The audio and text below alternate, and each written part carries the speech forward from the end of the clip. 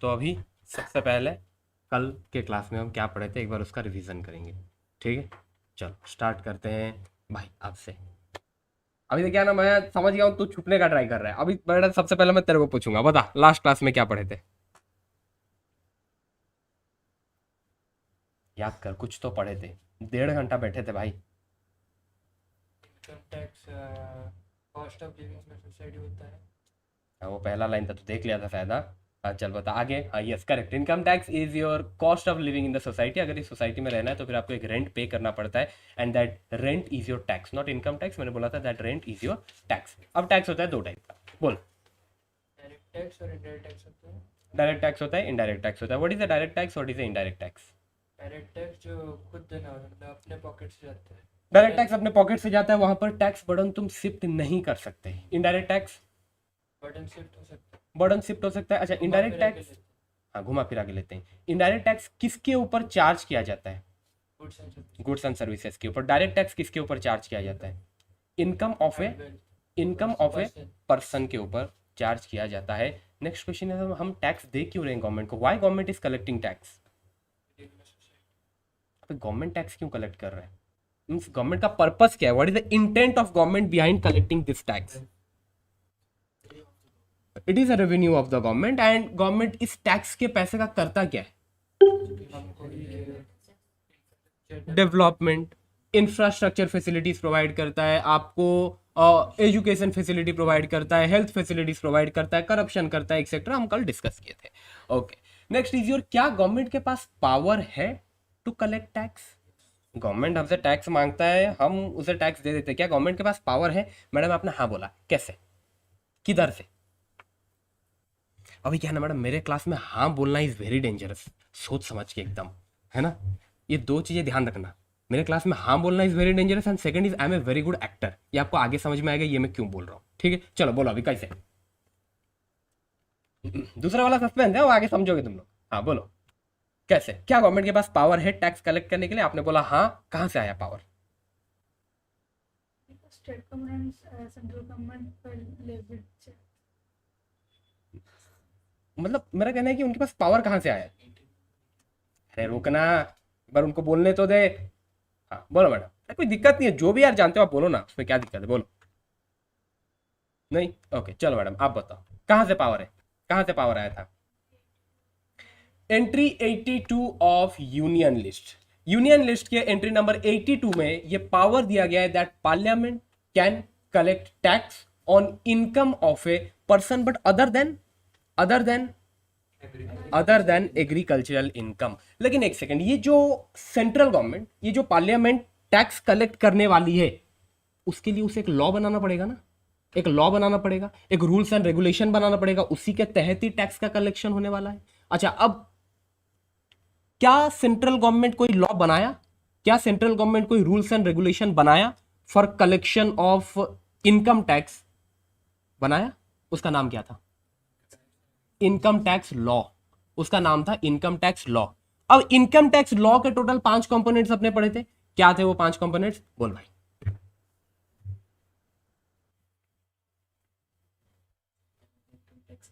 Income tax law में सबसे पहला पार्ट आता है that is your income tax act 1961। चल इनकम टैक्स एक्ट 1961 के बारे में हमने क्या पढ़ा था। ये एप्लीकेबल कब से था, 1 अप्रैल 1962 से। इसमें कितने सेक्शंस थे, सेक्शन 1 से लेके 298 सेक्शंस थे। इसमें शेड्यूल्स भी थे ना कुछ, what is the number of schedules, schedule 1 से लेके शेड्यूल 14। ये हो गया आपका इनकम टैक्स एक्ट 1961। और मैं आपको ऑलरेडी बता दिया हूं, you all are the last batch जो ये एक्ट पढ़ रहे हो। नेक्स्ट बैच से हम पढ़ाने वाले हैं इनकम टैक्स एक्ट 2025, बराबर। ओके ठीक है चलो, ये तो हो गया एक कंपोनेंट। नेक्स्ट कंपोनेंट क्या था, इनकम टैक्स रूल्स 1962। अब ये इनकम टैक्स रूल्स 1962 रूल्स का जरूरत ही क्या है, ये रूल्स बनाने का जरूरत क्यों पड़ गया। क्या एक एक्ट अपने आप में कंप्लीट नहीं होता, अरे जल गया क्या कल का, क्या एक एक्ट अपने आप में कंप्लीट नहीं होता, नहीं होता। एक एक्ट को रूल्स का जरूरत पड़ता है। ओके एक्ट में ऐसे बहुत सारे चीजें रहते हैं जिसके रिगार्डिंग क्लैरिफिकेशन आपको रूल्स में मिलता है। जैसे कि मैंने आपको एक एग्जांपल भी दिया था, किस क्या एग्जांपल दिया था मैंने आपको? एक्ट में लिखा गया है that you can claim depreciation, but अब डिप्रिसिएशन कौन से रेट से क्लेम करने वाले हैं, ये कहां लिखा गया है? रूल्स में लिखा गया। ये एग्जांपल मैंने दिया था। ओके ठीक है। अच्छा एक सेकंड, ये रूल्स बनाने का पावर किसके पास है? ये रूल्स बनाने का पावर कंप्लीटली सीबीडीटी के पास है। अच्छा सीबीडीटी को ये पावर कहां से मिला कि सीबीडीटी रूल्स बना सकता है? सीबीडीटी को कहां से ये पावर मिला that CBDT can frame income tax rules 1962? कहां से मैडम? इनकम टैक्स एक्ट से। इनकम टैक्स एक्ट 1961 ये कहता है CBDT has the power to frame rules from time to time for proper administration of this act. बराबर okay. और CBDT time to time rules frame भी करता है, जिसको हम कंबाइनली बोलते हैं इनकम टैक्स रूल्स 1962। ओके ठीक है। एक एक्ट अपने आप में कंप्लीट नहीं होता, एक्ट रूल्स के साथ कंप्लीट बनता है। ठीक है चलो नेक्स्ट क्या था? नेक्स्ट कंपोनेंट क्या था? Circular and notification. Circular and notification, चलो बता भाई सर्कुलर क्या है? क्लैरिफिकेशन किसके? कौन सा डाउट? रूल्स रूल्स रिलेटेड, जैसे एक्ट के depreciation, प्रोविजंस के रिलेटेड, नॉट रूल्स रिलेटेड।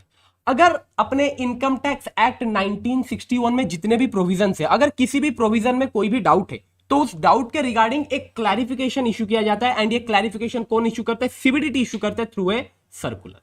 बराबर ओके। अच्छा नोटिफिकेशन किस काम आता है मैडम? नोटिफिकेशन किस काम आता है? नो आइडिया भाई। नोटिफिकेशन नहीं, नोटिफिकेशन हाँ अमेंडमेंट। कहाँ कहाँ अमेंडमेंट होता है? अमेंडमेंट एंड एडिशन होता है। कहाँ अमेंडमेंट एंड एडिशन होता है? हाँ क्या क्या नोटिफाई करेंगे? ऑब्वियस सी बात है, if it is a notification हम नोटिफाई करने वाले हैं। क्या नोटिफाई करेंगे पब्लिक को? एडिशंस एंड अमेंडमेंट्स नोटिफाई करेंगे। किस चीज में हम एडिशन एंड अमेंडमेंट्स कर रहे हैं? रूल्स में। रूल्स में अगर कोई भी एडिशन एंड अमेंडमेंट्स होता है it is notified by CBDT to the public through notification. बराबर ओके। नेक्स्ट क्या था आपका? Finance act. अच्छा हमें कौन सा फाइनेंस एक्ट एप्लीकेबल है? Finance act 2025। ओके अब ये फाइनेंस एक्ट को हम जनरली क्या बोलते हैं? बजट। बजट बराबर ओके। अब मुझे बताओ फाइनेंस एक्ट किस काम आता है? अब एक फाइनेंस एक्ट बनता कैसे ये तो आप लोगों को मालूम है भाई। पहले वो फाइनेंस बिल रहता है, फिर वो पार्लियामेंट में जाता है एंड फिर प्रेसिडेंट उसको साइन करते हैं, फिर वो फाइनेंस एक्ट बनता है। That is a different thing, वो आप लोगों को मालूम है। मुझे बताओ फाइनेंस एक्ट किस काम का, किस काम में आता है? एक्ट में चेंज, अगर एक्ट में कोई चेंजेस करना है for that you need finance act. Income tax act 1961 में अगर आपको कोई भी अमेंडमेंट करना है for that you need finance act. Finance act के थ्रू वो अमेंडमेंट्स किया जाता है।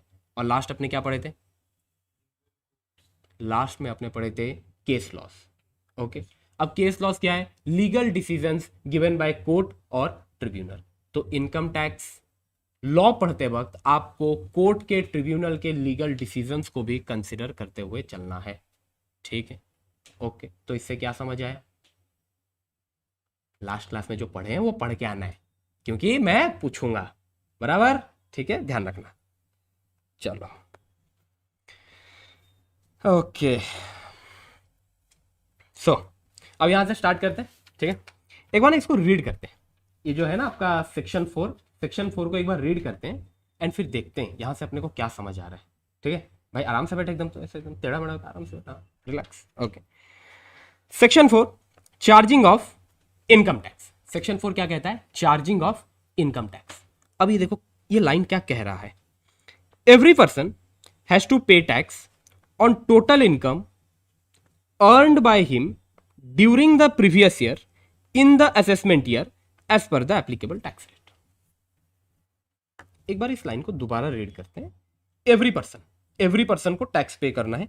किसके ऊपर टैक्स पे करेंगे? अपने टोटल इनकम के ऊपर टैक्स पे करेंगे। जो टोटल इनकम वो अर्न किए हैं, कब अर्न किए हैं? During the previous year. अच्छा उसके ऊपर वो टैक्स कब पे करने वाले हैं? असेसमेंट ईयर में पे करेंगे। एंड कितना टैक्स पे करने वाले हैं? As per the applicable tax rate, ये कह रहा है वो। चलो ठीक है। अब यार यहां पर ना मेरे माइंड में 4 क्वेश्चंस आ रहे हैं। सबसे पहले तो sir who is person? Who is person, ये पहला क्वेश्चन। ओके दूसरा व्हाट इज, और you can say how to calculate total income. How to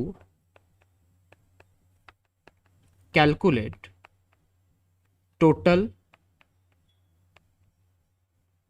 income. Next,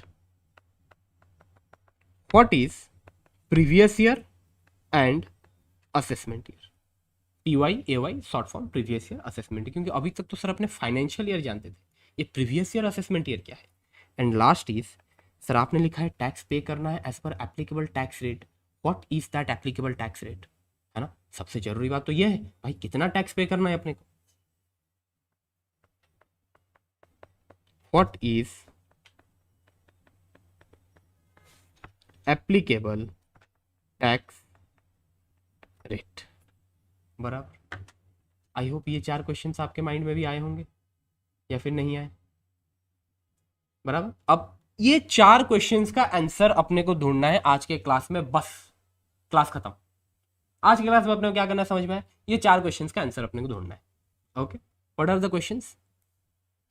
who is a person, how to calculate its total income, and assessment year previous year क्या होता है, and what is the applicable tax rate. क्योंकि अगर इन सब questions का answer हमें मिल गया, I think ये 2 लाइन आपको क्लियर हो जाएगा.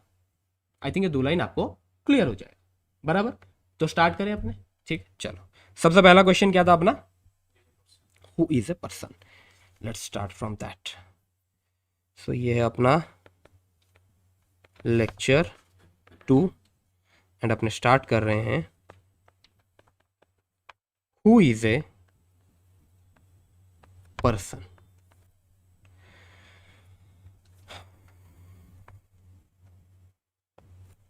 अब यार ये डिफिनेशन या फिर ये क्वेश्चन का आंसर हमें क्यों चाहिए. मैडम अभी तक 10 मिनट हुआ है, आपको नींद आ गया, इतना बुरा चल रहा है क्या. अब ये क्वेश्चन का आंसर हमें क्यों चाहिए, हमें क्यों एक पर्सन का डेफिनेशन जानना है. क्योंकि टैक्स पे करेगा या नहीं करेगा. एग्जैक्टली जो पर्सन के डेफिनेशन में कवर होने वाला है ही हैज टू पे tax on it's total income, और जो पर्सन के डेफिनेशन में कवर नहीं होगा उसे टैक्स पे करने का जरूरत ही नहीं है. बराबर. So it's very important to understand a person के डेफिनेशन में कौन कौन कवर होते हैं. बराबर. ठीक, चलो. सो सबसे पहले पर्सन के डेफिनेशन में कवर होता है इंडिविजुअल. इंडिविजुअल का मतलब आप लोगों को मालूम है. हम बैठे हैं इधर कितने, 2 5 8 जन अपने बैठे हैं, we all are individual. Okay. मैं एक बार लिख देता हूं सब कुछ, फिर एक एक को डिटेल में समझेंगे. ओके. पर्सन में सबसे पहले कवर होता है इंडिविजुअल. उसके बाद आता है HUF. HUF आप लोगों को मालूम होगा, 11-12 में आप लोग पढ़े होंगे. Next is partnership firm. Partnership firm मालूम होगा, 4 लोग मिलकर एक पार्टनरशिप फार्म बनाते हैं, उनको भी हम पर्सन में कवर करते हैं. Next is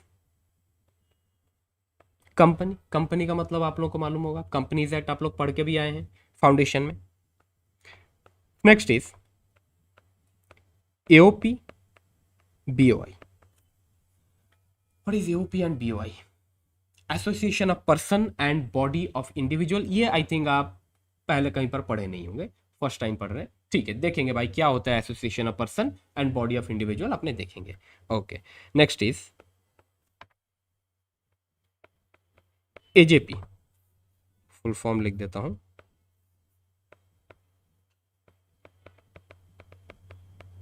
artificial judicial person. And last one is local authority. अब ये सर लास्ट के जो 3 लिखे ना सर, इसमें थोड़ा सा दिक्कत है सर. ये AOP BOI AJP local authority sir, इसमें थोड़ा सा दिक्कत है ना. समझेंगे, एक एक को डिटेल में समझेंगे. अभी के लिए बस एक बात देख लेते हैं कौन कौन कवर होता है. इंडिविजुअल कवर होता है, HUF कवर होता है, पार्टनरशिप फार्म कवर होता है, company, AOP BOI AJP and your local authority, ये सब कवर होते हैं पर्सन में. ठीक है. अब एक एक का हम डिटेल डेफिनेशन देखने वाले हैं. ठीक है. स्टार्ट करते हैं इंडिविजुअल से. चलो मुझे बताओ आपके हिसाब से इंडिविजुअल का डेफिनेशन क्या होना चाहिए, क्योंकि इंडिविजुअल का मतलब तो दोनों को मालूम है. इंडिविजुअल कौन, हम बैठे हैं इधर. चलो बताओ. Individual is a natural person. Individual is a natural person. Okay, ये हम लिख सकते हैं. Individual is a natural person. Okay, तो आई थिंक इंडिविजुअल के बारे में और क्या ही लिखना है भाई, और क्या ही जानना है, इतना ही, individual is a natural person. But my question is, क्या हम इंडिविजुअल में एक माइनर को भी इंक्लूड करेंगे? क्योंकि ध्यान रखना, अगर तुम एक माइनर को इंडिविजुअल में इंक्लूड कर रहे हो, इट मीन्स वो माइनर पर्सन के डेफिनेशन में कवर हो जाएगा। इट मीन्स उस माइनर को टैक्स पे करना पड़ेगा अपने इनकम के ऊपर। तो माई क्वेश्चन इज, क्या हम एक माइनर को भी इंडिविजुअल के डेफिनेशन में कवर करेंगे या नहीं करेंगे? बिकॉज अगर आप एक माइनर को यहां पर इंडिविजुअल के डेफिनेशन में कवर करोगे, उसे टैक्स पे करना पड़ेगा ऑन इट्स इनकम। कवर होगा या नहीं होगा आपके हिसाब से, बताओ? होगा? क्यों नहीं होगा भाई? सुनो, ये जो इनकम टैक्स एक्ट है ना, मैं इसका एक चीज बताता हूं तुमको। इसका क्या है ना, ये गलत सही कुछ नहीं मानता, ये सिर्फ एक चीज मानता है, इनकम है तो अपने को टैक्स चाहिए। भाई तुम माइनर हो, तुम मेजर हो, कोई फर्क नहीं पड़ता। तुम अच्छा काम करके इनकम कमा रहे हो, तुम कोई गलत काम करके इनकम कमा रहे हो, कोई फर्क नहीं पड़ता। इनकम टैक्स एक्ट क्या कहता है? भाई तुम पैसा कमा रहे हो, अपने को टैक्स दे, बराबर? ओके, तुम हफ्ता वसूली कर रहे हो, वेरी गुड, करो, जितना कर सकते हो करो, बस हमें टैक्स दे। Okay, you are a minor, you are earning, very good, child labour करके कमा रहा है, वेरी गुड, भाई टैक्स दे, बराबर? ओके, इनकम टैक्स एक्ट का सिंपल फंडा है, if you have a income, हम तुमसे टैक्स लेने वाले, बराबर? तो अब बोलो, क्या यहां पर मैं माइनर को इंक्लूड करूंगा? बिल्कुल इंक्लूड करना है भाई। ओके, सो लिखो, also includes minor and person with unsound mind. What is the meaning of person with unsound mind? Very good madam, ऐसा आंसर दिया करो, पागल इंसान। सिंपल, अनस्टेबल, इतना इंग्लिश नहीं है, पागल इंसान। वेरी गुड, सिंपल, पागल इंसान। Okay, unsound mind, that is पागल इंसान। तो फिर अपने इंडिविजुअल में माइनर एंड पागल इंसान को भी इंक्लूड करके चलने वाले, बराबर? ओके, ठीक है, individual is complete. Next is your HUF। अब इसके बारे में आप लोग पढ़े तो होंगे, बस उसमें थोड़ा सा क्लैरिटी नहीं होगा, मुझे मालूम है। पढ़े तो होंगे सर, पढ़े तो है 11-12 में, वैसे क्लैरिटी नहीं है इसमें। चलो अभी पहले तो आप लोग मुझे बताओ, आप लोग क्या जानते हो HUF के बारे में, फिर मैं स्टार्ट करूंगा। जॉइंट फैमिली बिजनेस, चलो, करता होता है, उसका हेड करता होता है। ओके, हाँ भाई, यही एक लाइन था जो मेरे को भी याद था जब मैं +2 पढ़ गया था ना, मेरे को बस एक ही लाइन याद था HUF के बारे में, और कुछ याद नहीं था। हाँ, और कुछ HUF के बारे में और क्या जानते हो? चलो, आपने एक अच्छा पॉइंट बोला, that it is a family business, type of family business. चलो, तू बोला भाई कि इसका हेड करता रहता है, ओके, इजी टू रिमेंबर। और कुछ? हाँ, वो तो फुल फॉर्म हुआ ना मैडम, यही दिक्कत होता है। बहुत जगह में मैं पूछता हूँ यार इसका मतलब बताओ, तो लोग फुल फॉर्म बताते हैं। नहीं यार, फुल फॉर्म नहीं। इसमें क्या था? फीमेल भी करता है। हाँ, वो रिसेंट अमेंडमेंट है, ठीक है, बट वो हमारे पार्ट में इधर फॉल नहीं करता, ठीक है, वो अलग चीज है। अनलिमिटेड कर्ता का अनलिमिटेड, हाँ भाई एकदम पूरा याद रखा है तो, हाँ 11-12 का। चलो ठीक है, ओके गुड, तुम लोग को थोड़ा बहुत याद है। चलो मैं आपको बता देता हूँ भाई HUF क्या होता है। It is a group of male having common ancestors and including their wife and daughter. This is your simple definition of HUF. It's a group of mail. Starting में तो ऐसा लगता है कि भाई इधर सिर्फ मेल ही अलाउड है, स्टार्टिंग डेफिनेशन ऐसा होता है, ऐसा लगता है कि भाई इधर सिर्फ मेल ही अलाउड है। It's a group of male having common ancestor. What is the meaning of common ancestor? Belonging to a same family. Okay, उनके जो पूर्वज हैं वो एक ही हैं। तो इन शॉर्ट तो अपने यही कह सकते हैं ना कि भाई belonging to a same family. Okay, so group of male belonging to a same family having a common ancestor including their wife and daughter. Okay, पहले तो लगता था कि ये मर्दों का संगठन है, लेकिन नहीं नहीं नहीं, लेडीज बाद में एंट्री किए। Okay, including wife and daughters. Okay, चलो तो एक एग्जांपल से इसको समझे क्या? एक एग्जांपल से समझे तो इसके लिए ना मैं हमेशा अपने घर का एग्जांपल लेता हूं। ओके, दादाजी से स्टार्ट करते हैं, ठीक है? चलो, मेरे दादाजी, कभी नहीं सोचा था दादाजी इतने काम आएंगे, फर्स्ट टाइम काम आ रहे हैं।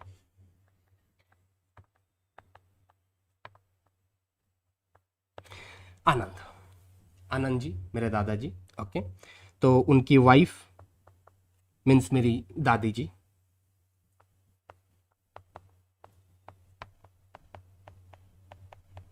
मंजूलता जी, ये मेरी दादी जी। बराबर, मैं आपको पहले अपना फैमिली स्ट्रक्चर बताता हूँ, फिर एचयू बाद में देखेंगे, ठीक है। ओके चलो, अब आनंद जी के एक बेटा एक बेटी,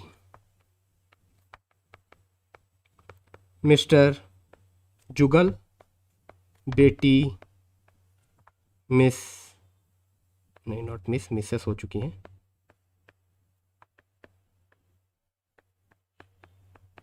पुष्पांजलि।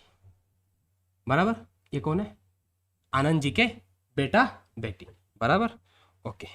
अब जुगल जी मेरे फादर, आनंद जी दादाजी हुए तो जुगल जी फादर होंगे। बराबर, ओके। अब जुगल जी के वाइफ है मिसेस गीतांजलि जी, मेरे मदर। बराबर, ओके। अच्छा एक सेकंड, ये बच्चे अगर आनंद जी के हैं तो मंजूलता जी के भी तो होंगे ना, और कोई ऑप्शन भी तो नहीं है, सॉरी कनेक्शन करना भूल गया था मैं। हाँ ओके। अब जुगल और गीतांजलि जी, जुगल और गीतांजलि जी, इनके दो बच्चे, एक तो आपके सामने एकदम लाइफ बैठा हुआ है अभिजीत, और एक जिसके बारे में ज्यादा कुछ ऐसे बताने जैसा खास है नहीं, मिस्टर सुजीत, मेरा छोटा भाई। ठीक है, यहां तक क्लियर? ओके, यहां तक स्ट्रक्चर क्लियर? ओके। अब बात यह है, there is a group of male, यहां पर आपको एक ग्रुप ऑफ मेल दिख रहा है। ओके चलो बताओ, ग्रुप ऑफ मेल में यहां पर कौन कौन आ रहा है? Mister Anand, mister Jugal, mister Abhijit, mister Sujit. Group of male, group of male having common ancestor. क्या आनंद, जुगल, अभिजीत, सुजीत सबका एंसिस्टर सेम है? ऑब्वियस सी बात है, हम एक फैमिली को बिलोंग करते हैं, हमारे पूर्वज एक ही हैं, साउ फैमिली, एक फैमिली है भाई। Okay, so we are a group of male having common ancestors and including their wife and daughter, हम बनाने वाले हैं एक एचयूएफ। ओके, आनंद जी की वाइफ कौन है? आनंद जी की वाइफ कौन है? मंजूलता जी। ओके, जुगल जी की वाइफ कौन है? गीतांजलि जी। अच्छा, आनंद जी की डॉटर कौन है?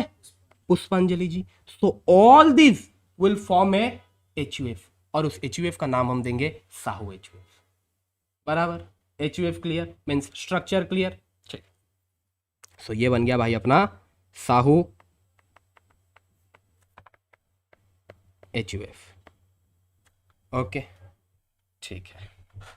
So, group of male having common ancestor including their wife and daughter forms a HUF। तो आई होप HUF का डेफिनेशन क्लियर है। अच्छा, अब बस मुझे तुम इतना बता दो जो आप लोग आराम से बता सकते हो, इस HUF का कर्ता कौन बनने वाला है? मिस्टर आनंद, जो सबसे सीनियर मेल वो बनेंगे कर्ता। ठीक है, चलो यहां तक हो गया। Next is, in HUF there is a concept of coparcener. सुने होंगे, 11-12 में पढ़े होगे, आप बस भूल गए हो, कोई बात नहीं, उसको भी रिवाइज करा देते हैं।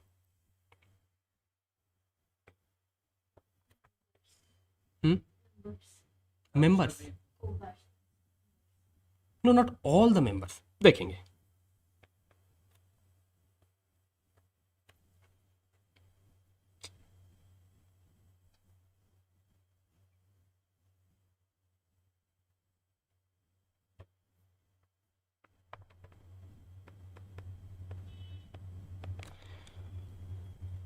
चलो, को पर्सनर्स में आने से पहले मुझे एक बात बताओ, ये अपना जो हमने साहू एचयूएफ बनाया ना, ये साहू एचयूएफ के मेंबर्स कौन कौन है?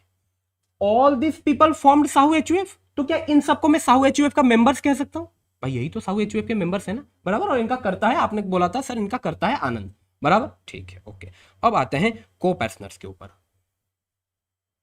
Out of all the members, out of all the members, few members will be considered as co-passioners। मैंने क्या बोला? Out of all the members. हमारे एचयूएफ में कितने मेंबर्स हैं? 1 2 इधर 3, total 7। Out of all the members few members will be considered as co-passioners। Okay, तो अभी सर फ्यू मेंबर्स कौन बनने वाले हैं, किनको ये गोल्डन अपॉर्चुनिटी मिलने वाला है, देखते हैं। को-पैसनर्स means members having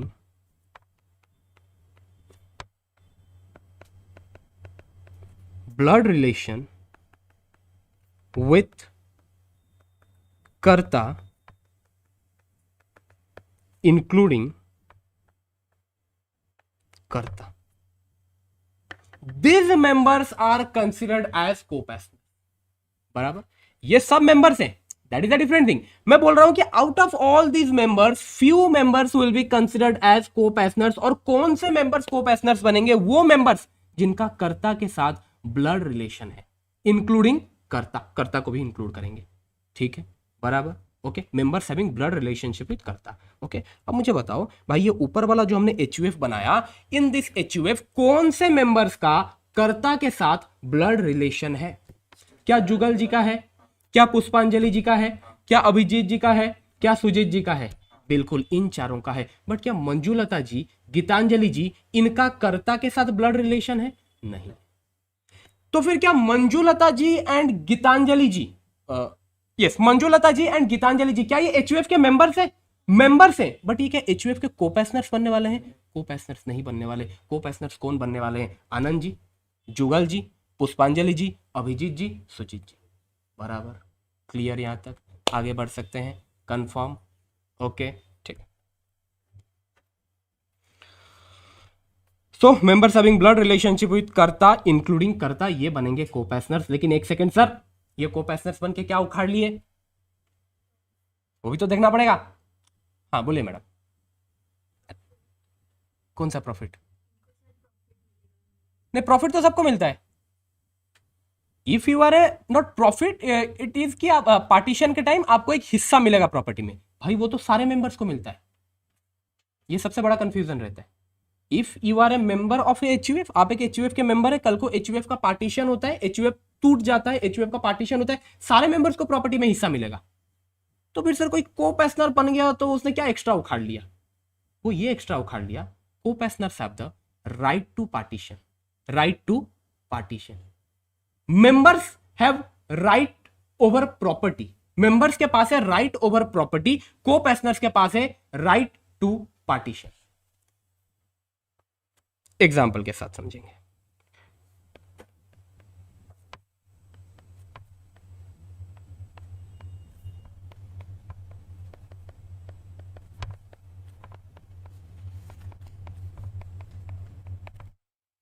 को-पैसनर्स have right to partition. उस पे बाद में आएंगे. सबसे पहले आपको ये क्लियर हुआ, if all this 7 peoples forms this HUF, ये 7 लोग मिलके ये HUF बनाए हैं, ये 7 लोग HUF के मेंबर्स हैं. कल को जब ये HUF का पार्टीशन होगा, HUF के प्रॉपर्टी का जब हिस्सा होने वाला है, ये 7 लोगों को हिस्सा मिलने वाला है. तो all the members have right over the property of HUF. दोबारा रिपीट करता हूं, all the members have right over the property of HUF. ये क्लियर? इसमें कोई दिक्कत नहीं. ओके, बट मैं ये कह रहा हूं, जो को-पैसनर्स है ना, उनके पास है right to partition. What is the meaning of right to partition? Coparceners have the right, वो HUF से अलग हो सकते हैं. Coparceners have the right to partition, वो HUF से अलग हो सकते हैं, HUF का पार्टीशन करवा सकते हैं. मैं एक छोटा सा एग्जांपल देता हूं. मुझे एक बात बोलो, जुगल जी, क्या जुगल जी एक को-पैसनर है? जुगल जी एक को-पैसनर है. तो क्या जुगल जी अगर कल को चाहें मुझे ये HUF से अलग होना है, क्या वो अलग हो सकते हैं? बिल्कुल अलग हो सकते हैं, because he has the right to partition. वो अगर बोलेंगे नहीं भाई मेरे को अब ये HUF से अलग होना है, मुझे मेरा प्रॉपर्टी का हिस्सा दो, मेरे को अलग होना है, हो सकते हैं, वो हो सकते हैं. गीतांजलि जी, क्या वो को-पैसनर है? नहीं है. तो क्या वो जब चाहे तब HUF से अलग हो सकते हैं? नहीं हो सकते. That is the difference. लेकिन कल को जब भी पार्टीशन होगा, क्या गीतांजलि जी को प्रॉपर्टी में हिस्सा मिलेगा? वो तो मिलेगा, मैं उसके लिए मना नहीं कर रहा हूं, बट गीतांजलि जी के पास राइट टू पार्टीशन नहीं है. वो जब चाहे तब HUF से अलग नहीं हो सकते. अरे अपने घर के एग्जाम्पल से समझो, अपने घर के एग्जाम्पल से समझो. I don't know what is your family structure, just example. आज को नहीं, आज नहीं, चलो कल को तुम्हारे पापा बोलते हैं नहीं यार मेरे को अलग होना है, let suppose you have a joint family, I don't know आपका क्या सिस्टम है, let suppose you have a joint family, कल को आपके पापा बोलते हैं नहीं यार मेरे को अलग होना है, मेरे को नहीं रहना और जॉइंट फैमिली में, कह सकते हैं आपके पापा? अरे कह सकते हैं या नहीं कह सकते? कह सकते हैं। लेकिन क्या आपकी मम्मी कह सकती है? नहीं कह सकती। मम्मी पापा के थ्रू बुलवा सकती है, that is the different thing. अरे उस पर मत जाओ, वो तो अलग है, वो सीरियल हो गया। बट क्या मम्मी के पास वो राइट रहता है? मम्मी बोलेंगे नहीं यार मेरे को अलग होना नहीं, वो पापा ही बोलेंगे। सेम चीज वही बोल रहा हूं मैं तुम्हें। क्लियर? आगे बढ़े। सो को क्लियर? ओके ठीक है।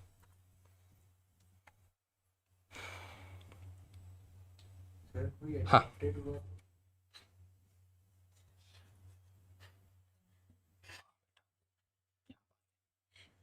तेरे मन में ये क्वेश्चन क्यों आया? नहीं नहीं, ऑब्वियस सी बात है, ही विल मतलब वो एचयूएफ का फिर पार्टी नहीं होगा ना, बिकॉज मतलब उसका कॉमन एंसेस्टर है ही नहीं ना, फिर कॉमन एंसेस्टर भी तो होना जरूरी है ना। चलो तो यहाँ तक रीड कर लें या फिर थोड़ा और आगे पढ़ ले? थोड़ा और आगे पढ़ लेते हैं।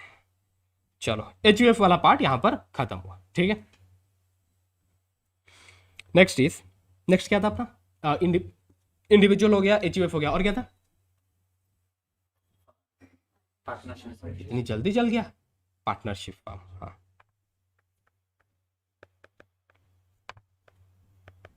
Partnership form. चलो भाई ये तो तुम लोग पढ़े हो, 11-12 में पढ़े हो, बताओ क्या क्या पढ़े हो पार्टनरशिप फॉर्म के बारे में? थोड़ा बहुत। A group of people mutually agrees to start a business that mutually or uh, orally or written agreed to start a business, then it is known as a partnership. क्या रट्टा है भाई, समझ रहे हो? तेरा बिजनेस स्टडीज में अच्छा मार्क्स आया होगा ना? नहीं आया? 84. ओके बाकी सब में 90 था। वो तो टॉपर वाला है क्या? अच्छा अच्छा भाई 84 में तो हम तो पार्टी कर लेते हैं, तू बोल रहा है 84? ओके ओके भाई, अच्छा ठीक है ओके, वो टॉपर वाला है फिर, ओके ठीक है ओके ठीक है, मीन्स रट्टा अच्छा लगाता है, ओके चलो ठीक है, करेक्ट जो तूने बोला, दैट इज ए बुक का जो डिफिनेशन है, ठीक है। यार जनरल टर्म में मुझे बताओ ना, पार्टनरशिप क्या होता है यार? अपने 4 लोगों को मिलकर बिजनेस करना है, हम 4 लोगों ने अपने हिस्सेदारी का पैसा लेके आया, उससे बिजनेस चालू किया, that is your partnership. Very simple, okay ठीक है। अब बात यह है, इनकम टैक्स एक्ट में ना पार्टनरशिप फॉर्म का कोई डेफिनेशन नहीं दे रहा। इनकम टैक्स एक्ट ये बोलता है पार्टनरशिप फॉर्म का डेफिनेशन मींस जो डेफिनेशन आप पार्टनरशिप एक्ट में पढ़े हो ना, that definition copy paste. Income tax act में पार्टनरशिप फॉर्म का कोई भी डेफिनेशन नहीं दे रखा। वो क्या कहता है? पार्टनरशिप एक्ट जो अपना है ना, पार्टनरशिप एक्ट में जो डेफिनेशन आप पढ़े थे भाई, उसी को ही कॉपी पेस्ट कर लो, हम उसी डेफिनेशन को मानते हैं। इनकम टैक्स एक्ट ये कहता है, ठीक है। बट हाँ, इनकम टैक्स एक्ट का एक ये कहना है, partnership form also includes LLP. LLP के बारे में आप लोग फाउंडेशन में पढ़ के आए, बराबर। So form means defined under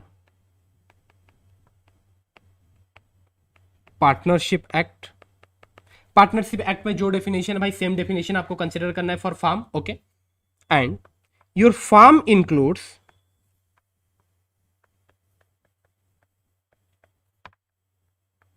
LLP also. ये एलएलपी को भी इंक्लूड करता है, that is your limited liability partnership, और इसके बारे में आप लोग पूरा एक एक्ट पढ़े हो फाउंडेशन में, ओके ठीक है। चलो तो सर अब अगर इतना बता ही दिए हो, तो अगर थोड़ा सा आप ये बता देते पार्टनरशिप एक्ट में फार्म का क्या डेफिनेशन दिया है तो मजा आ जाता। कोई बात नहीं, बता देते हैं। देखो फार्म मीन्स, अच्छा ये डेफिनेशन मैं कहां से, अभी ये जो डेफिनेशन मैं आपको बोल रहा हूं, ये डेफिनेशन कहां दिया हुआ है? इनकम टैक्स एक्ट में नहीं, पार्टनरशिप एक्ट। देखो firm means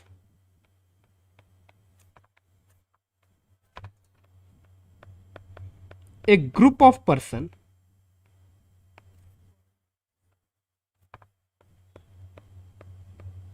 who have agreed to share the profit of a business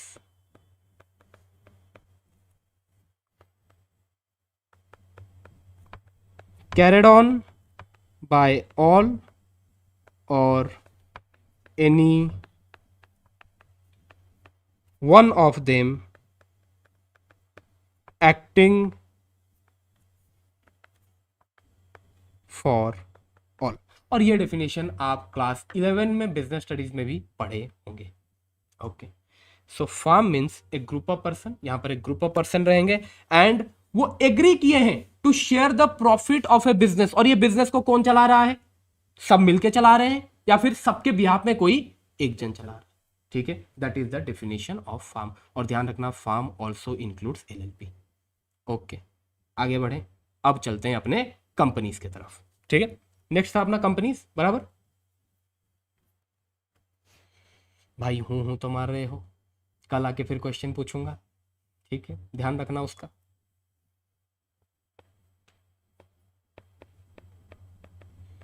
देखो अभी तो थ्योरेटिकल पार्ट चल रहा है, आगे प्रैक्टिकल पार्ट स्टार्ट होगा तो तब मजा आएगा। ठीक है, ओके, कंपनीज। चलो अगेन, ये तो आप लोग पढ़ रखे हो। ओहो हो, अरे ये पढ़ाता कम है, क्वेश्चन ज्यादा पूछता है, क्या करें। हाँ बोलो, company.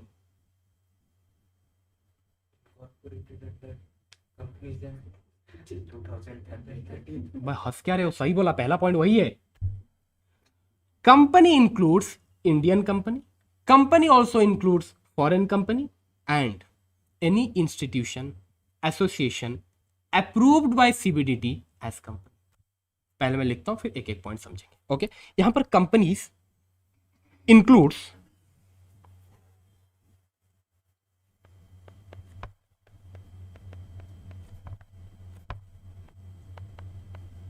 Indian company, next is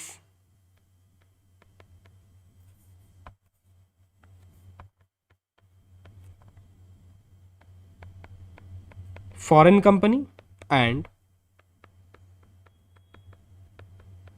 institution or association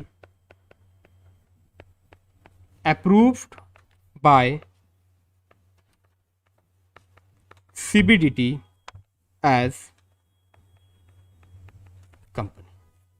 This is your definition of company given under Income Tax Act 1961. सबसे पहले Indian company. I think Indian company का डेफिनेशन आप लोगों को मालूम होगा। भाई इंडियन कंपनी वो कंपनी होता है which has been incorporated under Companies Act 2013 और Companies Act 1956। भाई 2013 से पहले 1956 हुआ करता था। तो जो भी कंपनीज एक्ट 2013 और कंपनीज एक्ट 1956 के तहत इनकॉर्पोरेट हुए हैं उनको हम इंडियन कंपनी बोलते हैं। और इन कंपनीज का जो रजिस्टर्ड ऑफिस रहता है वो इंडिया में होना मैंडेटरी, बराबर। Indian company is clear. Next is foreign company. Foreign company आपके हिसाब से क्या होगा, बताओ? Incorporated outside India. Very simple, company incorporated outside India. क्या आप एक फॉरेन कंपनी का एग्जांपल दे सकते हैं? प्रोडक्ट आपके सामने रखा हुआ है,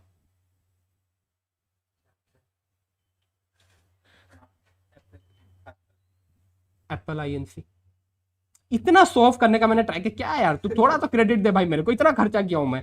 okay, yes correct, Apple INC. Okay, अच्छा, जैसे कि हम इंडिया में कंपनीज के लास्ट में एलटीडी लगाते हैं ना, वहां पर लगता है INC. Okay, so Apple INC, it is a foreign company incorporated outside India. ठीक है, last is institution association approved by CBDT as company. CBDT क्या है अपने को मालूम है? क्या है भाई CBDT? Central board of direct tax, जिसको बनाया गया है for effective implementation of income tax act, income tax law you can say. Okay, तो अगर सीबीडीटी किसी इंस्टीट्यूशन और एसोसिएशन को अप्रूव कर रहा है एज कंपनी, उसको भी हम कंपनी के डेफिनेशन में कवर करेंगे। एक्चुअल में देखा जाए तो वो कंपनी है नहीं, बट सीबीडीटी ने बोला कि भाई तू कंपनी है, तेरे को मालूम नहीं है लेकिन तू कंपनी है, ऐसा बात हो गया। ठीक है, तो फिर मानना पड़ेगा कि भाई वो कंपनी। हालांकि अभी तक ऐसा कोई भी नोटिफिकेशन आया नहीं है। ठीक है, चलो अच्छा, इसके बाद ना आपके बुक में एक डेफिनेशन दिया रहेगा डोमेस्टिक कंपनी फॉरेन कंपनी का, वो अपने पढ़ने वाले हैं चैप्टर 2 में। ठीक है, चैप्टर 2 के साथ मैं उसको लिंक करके पढ़ाऊंगा, अभी उसको छोड़ देना। चलो, कंपनी खत्म हुआ, उसके बाद आएंगे अपने एओपी बीओआई में। एओपी बीओआई फुल फॉर्म एक बार लिख देते हैं।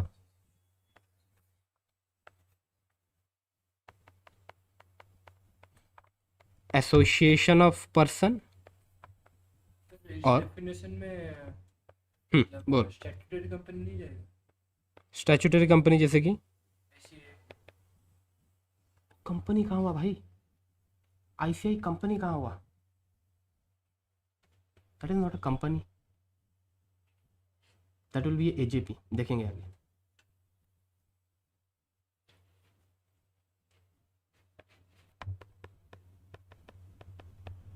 और वैसे भी भाई आईसीआई का इनकम एग्जेम्प्ट है, उसके ऊपर टैक्स वैसे भी नहीं लगता है, ठीक है। So association of person and body of individual, ठीक है। एक बार मैं इसका डेफिनेशन लिखता हूं, एक बार वो डेफिनेशन आप रीड करो, ठीक है।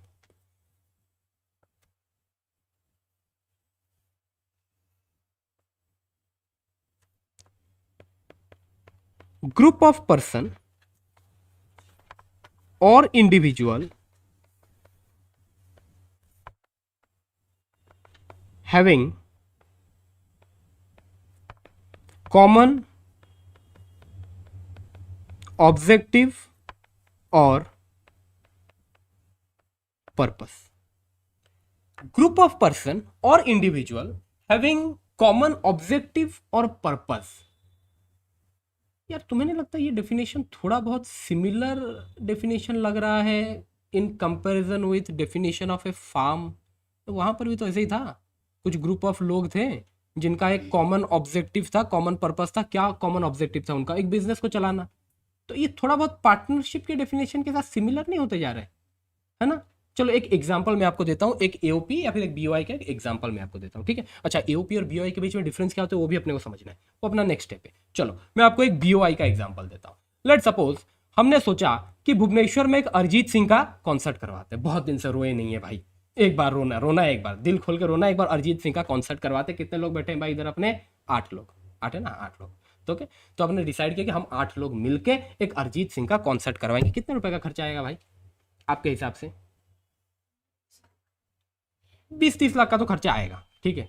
वो डिपेंड करता है अरिजीत सिंह कितना पैसा लेने वाला है। चलो अपने पकड़ के चलते हैं कि 30 लाख रुपए का खर्चा आएगा, ठीक है। तो हमने डिसाइड किया कि हम 8 लोग बराबर इक्वल प्रोपोर्शन में कैपिटल कंट्रीब्यूट करेंगे, कॉन्सर्ट करेंगे, टिकट सेल करेंगे, जो भी प्रॉफिट होगा आपस में बांट लेंगे, निकल जाएंगे। मुझे बताओ ये पूरे कार्यक्रम का ड्यूरेशन कितना होने वाला है? मीन्स अरेंजमेंट से लेके कार्यक्रम कंप्लीट होने का ये ड्यूरेशन कितना दिन का होने वाला है? ये duration I think 20 days planning, arrangement और फिर प्रोग्राम का कंप्लीशन 20 डेज में हो जाना चाहिए। 3 वीक्स, उससे ज़्यादा भी नहीं, आई थिंक 2 वीक्स में भी हो जाएगा। लेट्स सपोज 3 वीक्स का ये कार्यक्रम चला। तो अपना ये जो बीओआई हमने बनाया था, ये बीओआई कितने दिन के लिए बनाए होंगे? 20 दिन के लिए, बराबर। अच्छा एक सेकंड, हमने बीओआई क्यों बनाया? हम पार्टनरशिप भी तो बना सकते थे, हम बीओआई क्यों बनाए? अरे भाई पार्टनरशिप तब बनाते हैं if it is A business of a long period. अगर आप ऐसा कोई शॉर्ट पीरियड का बिजनेस कर रहे हो, फॉर दैट एओपी और बीओआई इज फॉर्म्ड। ओके ठीक है। तो अब मैं यहां पर एक एडिशन करने जा रहा हूं। Group of person, individual having common objective, common purpose, who have not formed a partnership। अब डेफिनेशन कंप्लीट में एक टाइप का पार्टनरशिप था, हुआ। पर्टिकुलर पार्टनरशिप, वो भी तो वही था कि वो ऑब्जेक्टिव जो है वो कंप्लीट होने के बाद ही वो partnership. But that objective is for a long period of time, let suppose 5 years, है ना। यहाँ पर जो अपना ऑब्जेक्टिव है it is for 3 weeks only. तो जनरली उस टाइप के लिए पार्टनरशिप अपने नहीं बनाते, उसके लिए एओपी और बीओआई हम क्रिएट करते हैं। क्लियर? ओके, ये मैंने आपको एक एग्जांपल दिया, और भी various. Agent of each other point होता है? क्या?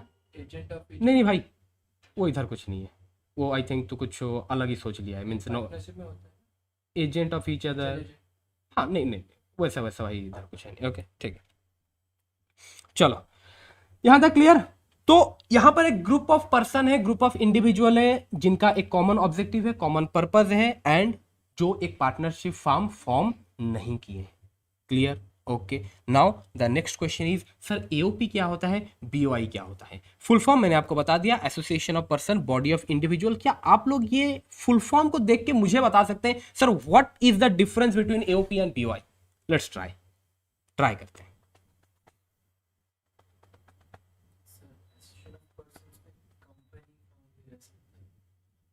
बॉडी ऑफ इंडिविजुअल्स में सिर्फ नेचुरल पर्सन है.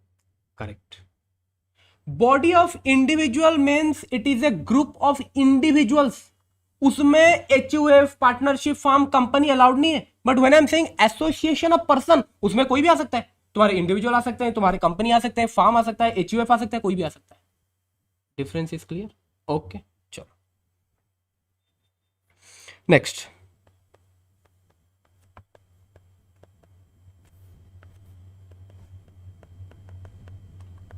Local authority. Local authority is like your municipal committee. Okay, तुम्हारा ग्राम panchayat. All these are your examples of local authority. तो इसका एग्जाम्पल से दिया हुआ है, ऐसा सच इसका कोई डेफिनेशन नहीं दिया गया. ओके, अच्छा आप मुझे एक प्रैक्टिकल एग्जाम्पल दे सकते हो? अपने भुवनेश्वर का एक लोकल अथॉरिटी बहुत famous, BMC. Very good, BMC. Okay, तो इसके एग्जाम्पल्स दे रखे हैं, वो लिखा हुआ है, वो अपने देख लेंगे. ठीक है, चलो लोकल अथॉरिटी. उसके बाद क्या रहेगा अपना एक last, AJP. That is your artificial judicial person. Okay, it is not a natural person and has a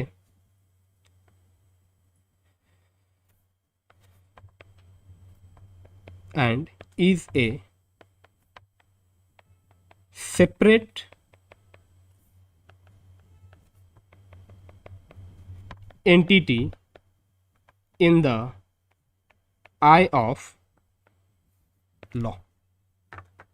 It is not a natural person. AJP is not a natural person, क्योंकि अगर natural person होता फिर तो individual में आ जाता. It is not a natural person and it has a separate entity in the eye of law. Law के नजरिए से हम इसको एक सेपरेट एंटिटी की तरह ट्रीट करते हैं. इसके कुछ एग्जांपल्स मैं आपको देता हूं. Your university,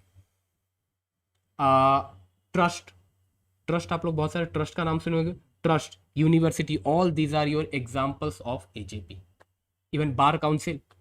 okay, all these are your examples of AJP. Correct. Okay, चलो तो यहां तक डेफिनेशन का सिलसिला खत्म हुआ. एंड इसी के साथ who is a person, I think ये भी हम समझ चुके हैं. करेक्ट. हाँ, every company is an AJP. Why every company is an AJP? हाँ चल बता. Good question. Every company is an AJP. देख भाई मैं तुझे एक बात बताता हूँ. अगर एक चीज का स्पेसिफिक डेफिनेशन दे रखा है तो उसको मैं यहाँ पर क्यों कवर करूँ? है ना. देख जब भी तू लॉ पढ़ता है ना, ये एक चीज समझना, if there is a specific provision is given for something तो उसको हम उस स्पेसिफिक प्रोविजन में ही कंसिडर करेंगे. अदर देन कंपनीज, जो तेरे सेपरेट एंटिटीज है in the I of law, वो एजेपी में कवर हो. क्योंकि कंपनी का तो तेरे को सेपरेट डेफिनेशन दे रखा है ना. What is the definition of company? तो जिस चीज के लिए सेपरेट प्रोविजन दे रखा है, स्पेसिफिक प्रोविजन दे रखा है, वो उसी में ही कवर होने वाला. बराबर. ओके, चलो और बताओ, और कुछ आगे बढ़े? कंफर्म. चलो एक बार रीड कर लेते हैं.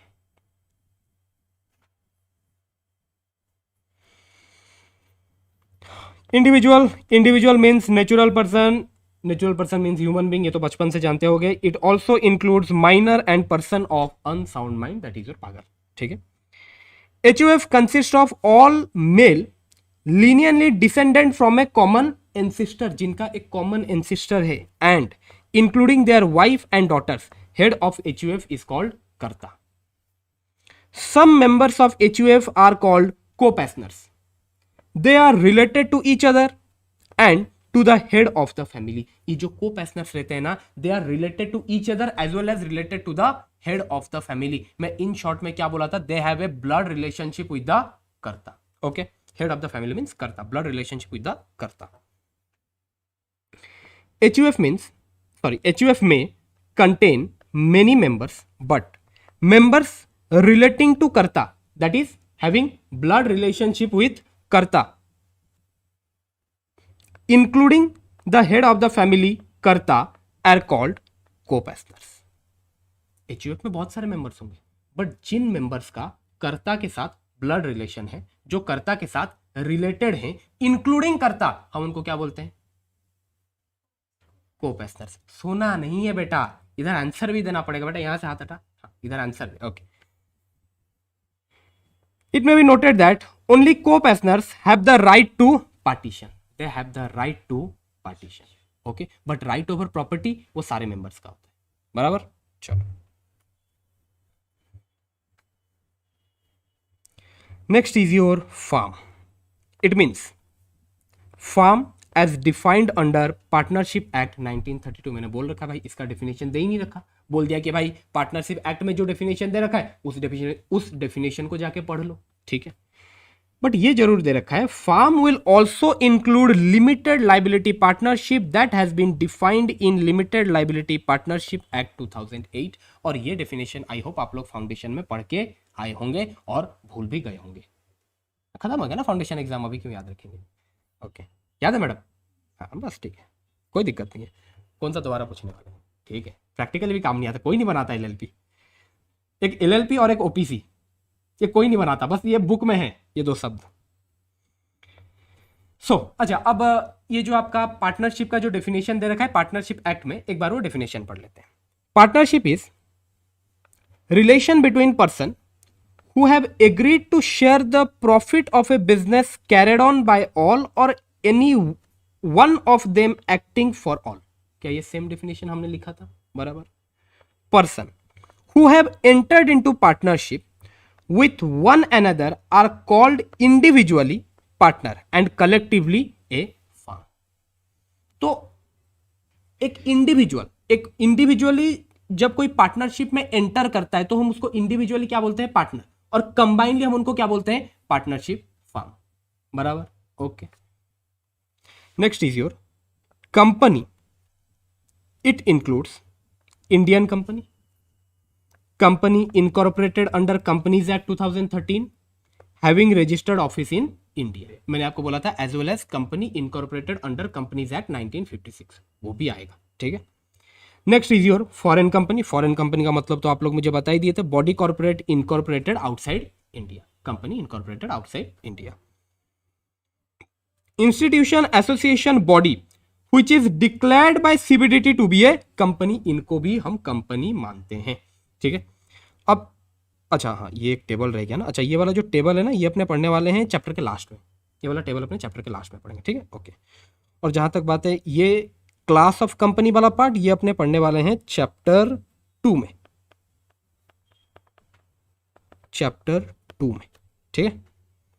Next is your AOP and BOI, association of person, body of individual. When person और individual combine together for a common purpose और objective they are assessable as AOP और बीओआई। अगर एक ग्रुप ऑफ पर्सन है, group of individual है, उनका एक common objective है, कॉमन पर्पस है, तो फिर हम उनको एक एओपी या फिर बीओआई बोलेंगे। If they do not in law constitute A partnership, but condition है उनको पार्टनरशिप नहीं बनाना। अगर आप एक ग्रुप ऑफ पर्सन हो, आपका कॉमन ऑब्जेक्टिव है, बट आपने पार्टनरशिप बना लिया, फिर तो पार्टनरशिप फॉर्म बन जाओगे ना, फिर आप एओपी बीओआई थोड़ी बनोगे। Clear? In case of BOI only individuals can be the members, whereas in case of AOP any person can be its members, that is entity like company, firm etc can be the members of AOP but not of BOI। ये तो आप लोगों ने खुद बोला था, बराबर। Okay, आगे बढ़ें। Next is your local authority. Local authority means a municipal committee, district board, gram panchayat etcetera. All these are your examples of local authority. AJP, that is your artificial judicial person. AJP are the entities which are not natural person but are separate entity in the eye of law. Bar Council, University are some important examples of AJP। इसी के साथ आपका person का definition cover हुआ, person का definition खत्म हुआ। All these are included in the definition of person. तो इन लोगों को ही टैक्स देना है और किसी को टैक्स नहीं देना। हाँ, मजे की बात है, इसके अलावा और कोई बचता भी नहीं है, सब कवर हो गए भाई, सबको टैक्स देना है, किसी को नहीं छोड़ेंगे ये लोग, ठीक है। ओके, यहां तक क्लियर? तो अपना पहला क्वेश्चन का आंसर अपने को मिल गया। पहला क्वेश्चन क्या था? Who is a person, who is a person is clear. Okay, next question क्या था? अब बाकी जो क्वेश्चन है वो छोटे छोटे, वो जल्दी जल्दी निपटेंगे। हाँ, टोटल इनकम, करेक्ट। अब what is total income sir? How to compute total income? अब देखो, इसका एग्जैक्ट आंसर तो मैं आपको बैच के लास्ट में ही दे पाऊंगा, इसका एग्जैक्ट एंड एक्यूरेट आंसर, क्योंकि कंप्यूटेशन ऑफ टोटल इनकम वो अपना लास्ट वाला चैप्टर है, सॉरी सेकंड लास्ट वाला चैप्टर है, तो वो तो अपने बैच के लास्ट में समझेंगे। बट अभी के लिए मैं आपको इतना जरूर बता सकता हूं, while calculating total income of a person, अगर आपको किसी भी पर्सन का टोटल इनकम कैलकुलेट करना है ना, तो फिर आपको 5 टाइप ऑफ इनकम को कंसिडर करना पड़ेगा। While calculating total income of a person, आपको 5 टाइप ऑफ इनकम को कंसिडर करना है, सिर्फ 5। कितने टाइप के इनकम होते बता, सिर्फ 5 इनकम को ही कंसिडर करना है, बराबर। ओके, एक सैलरी, सैलरी का तो मतलब मालूम होगा। एक है income from house property, next is your PGBP, that is your profits and gains from business and profession, fourth is your capital gain and fifth is your income from other sources. लिखते हैं एक बार। Question अपना क्या था, how to compute total income. अब इसके ऊपर तो डिटेल पूरा चैप्टर है, अब पूरा आपने पढ़ने ही वही वाले, जो ये इनकम टैक्स एक्ट पढ़ने वाले हैं वो यही तो है, how to compute the total income. But मैं अभी आपको ये बता रहा हूं, टोटल इनकम, अरे लिखते हैं मतलब भाई मैं लिखता हूं, मैं ये नहीं बोल रहा हूं कि तुम लोग को लिखना है, क्योंकि तुम लोग को क्या लिखना है नहीं लिखना है वो मैं कल ऑलरेडी बता चुका हूं। ओके, इट्स मतलब no need to write this, तो लिखा हुआ है नोट्स में यार। Okay, total income of a person will include 5 types of income। पहला क्या है, पहला क्या है, ये तो आप लोगों को मालूम होगा, है ना, ऐसा आप लोगों को लगता है, और ये आपकी गलतफहमी है, क्योंकि सैलरी कवर 20 पेज का चैप्टर है। Okay, next is income from house property, next PGBP, that is profit and gains from business and profession, D capital gain, E income from other sources। These are the 5 types of incomes जो आपको consider करना है while calculating the total income of a person, बराबर। Okay, ठीक है। अच्छा देखो, अब सैलरी का बेसिक मतलब तो आप लोगों को मालूम होगा, इन डिटेल उसका मतलब क्या होता है वो तो अपने समझेंगे। अच्छा, income from house property, rent, जो अपने को रेंटल इनकम आ रहा है, घर है अपने पास, घर अपने भाड़े में दिए, जो अपने को रेंटल इनकम आ रहा है। Next is your PGBP, profits and gains from business and profession, मैं बिजनेस कर रहा हूँ, मैं प्रोफेशन में हूँ, वहां से मुझे जो भी प्रॉफिट आ रहा है, बेसिकली इसको मैं बिजनेस इनकम कह सकता हूँ, इन शॉर्ट इसको अपने बिजनेस इनकम कह सकते हैं। Capital gain, it is a new word, correct correct. Sale of assets, sale of assets हम ऐसा भी समझ सकते हैं, अभी के लिए हम इसको ऐसा ही रखते हैं, दैट सेल ऑफ एसेट्स। अपने पास कोई कैपिटल एसेट था, कैपिटल एसेट हमने बेच दिया, that is your capital gain. मैंने शेयर खरीद रखा था, शेयर बेच दिया, मेरे को प्रॉफिट हुआ, that is my capital gain. क्या उसके ऊपर भी टैक्स लगने वाला है? बिल्कुल टैक्स लगने वाला है। बहुत सारे लोगों को मालूम ही नहीं रहता, हम जब प्रैक्टिकली काम करते हैं ना, बहुत सारे लोगों का ऐसा रहता है कि वो जमीन बेचते हैं, उनको प्रॉफिट हुआ रहता है 25-30 लाख का, उनको मालूम ही नहीं है उसके ऊपर टैक्स देना है। ये बहुत सारे लोगों को मालूम ही नहीं रहता, इसके ऊपर भी टैक्स देना होता है। मैडम कोई दिक्कत है आपको? क्या हुआ? बैक पेन हो रहा है? मीन्स रेगुलर है या फिर आज ही हो रहा है? अच्छा रेगुलर है, थोड़ा दिक्कत है, ओके, थोड़ा सा एडजस्ट कर लीजिए, ओके ठीक है। अच्छा, capital gain clear. Next is your income from other sources. ऊपर के चारों हेड में जो कवर हुआ और जो बच गया वो इधर, बेसिकली इसको हम डस्टबिन बोलते हैं। जो रह गया वो जाएगा ई में, ओके ठीक है, that is your income from other sources. Generally यहां पर किस टाइप की इनकम आता है मैं आपको कुछ एग्जांपल्स देता हूं। आपका डिविडेंड इनकम हो गया, शेयर्स में आपने इन्वेस्टमेंट किया, डिविडेंड मिलता है ना, that is your income from other sources. आपको एफडी में इंटरेस्ट इनकम होता है, that is your income from other sources, okay ठीक। So all this type of incomes will be covered under that income from other sources. तो जब भी आप एक पर्सन का टोटल इनकम का कैलकुलेशन करेंगे, you have to include all this incomes. क्या ये क्लियर है? क्या ये क्लियर है? Okay, by including all these incomes you have to calculate the total income of a person. तो अपना दूसरा क्वेश्चन क्लियर हो गया, दूसरा क्वेश्चन क्लियर हो गया. पहला क्वेश्चन क्या था, हु इज अ पर्सन, वो क्लियर हो गया. सेकंड क्वेश्चन क्या था, how to compute the total income. तो भाई ये 5 इनकम को कंसिडर करते हुए अपने को टोटल इनकम कंप्यूट करना है. ओके, बट इसके साथ साथ आपको इनकम टैक्स के प्रोविजंस को भी कंसिडर करना पड़ेगा, जो कि अपने पढ़ने वाले हैं आगे, वो तो देखेंगे. चलो यहां तक क्लियर.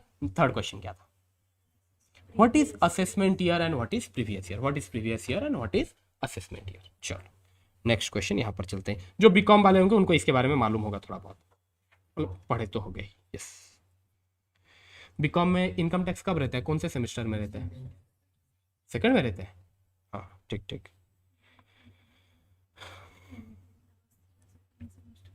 नहीं मैडम, मेरे को तो किसी में भी मालूम नहीं, क्योंकि मैं बीकॉम किया ही नहीं हूँ, मैं बीकॉम किया ही नहीं हूँ, तो मुझे बिल्कुल आइडिया ही नहीं है बीकॉम का.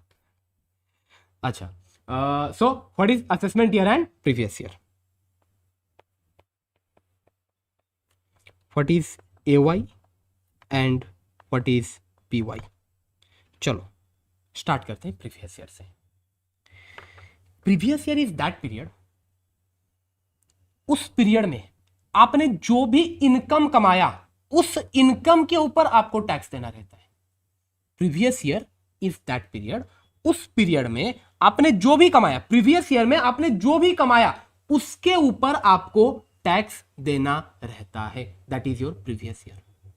ओके, तो प्रीवियस ईयर को इन शॉर्ट में क्या मैं ये कह सकता हूं कि जो अपना पीरियड जिसमें मैंने इनकम कमाया. Okay, year in which I earn the income. चलो लिख लेते हैं previous year.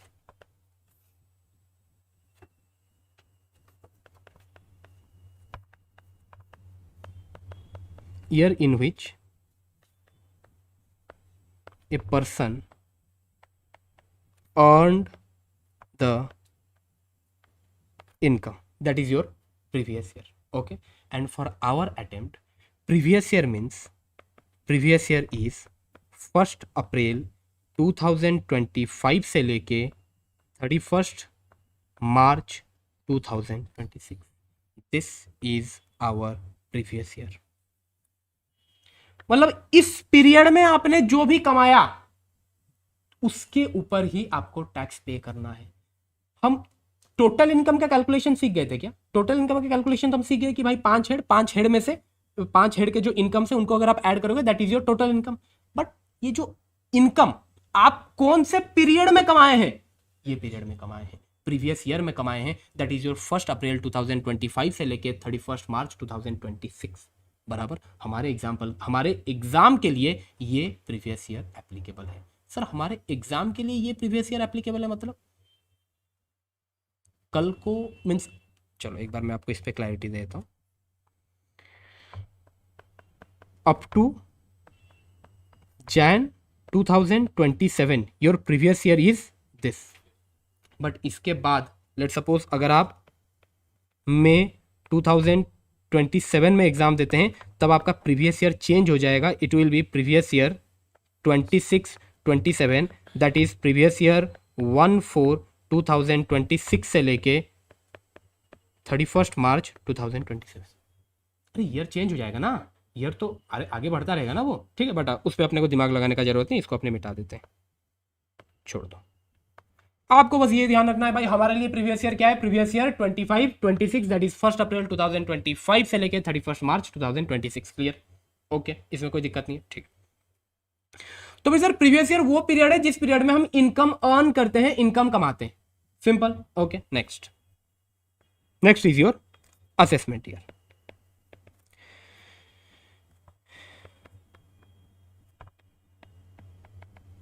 Year during which tax is paid on such income earned. Previous year में आपने जो इनकम कमाया ना उसके ऊपर जब आप टैक्स देने जाओगे, जिस ईयर में आप टैक्स पे कर रहे हो उसको हम बोलते हैं assessment year. And generally your assessment year is year after previous year.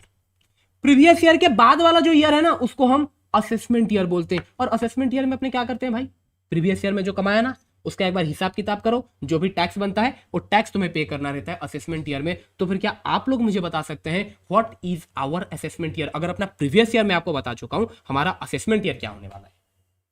अप्रैल 2026 से 25 से देख के भाई, देख के भाई, चश्मा वस्मा कुछ लगेगा दो नहीं? 26 से 31 मार्च। 1 अप्रैल 2026 से लेके 31 March 2027 that is our assessment year, या फिर इसको मैं शॉर्ट में ऐसा भी कह सकता हूं असेसमेंट ईयर 26-27। हाँ, शॉर्ट में तो ये बोलेंगे असेसमेंट ईयर 26-27। बराबर, लिख देते हैं एक बार।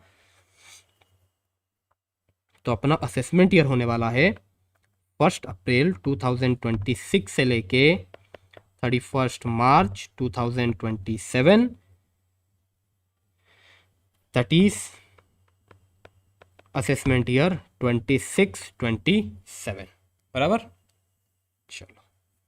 So previous year assessment year का डेफिनेशन हमने देख लिया। क्लियर यहाँ तक? ओके, ठीक है। लेकिन प्रीवियस ईयर का ना एक एक्सेप्शन है। अब देखो, प्रीवियस ईयर तो मैंने बता दिया, year in which income is earn, and generally वो होता है आपका 1 अप्रैल 2025 से लेकर 31 मार्च 2026। वो तो हो गया। लेकिन मैं एक छोटा सा एग्जांपल लेता हूँ। एक कंपनी है,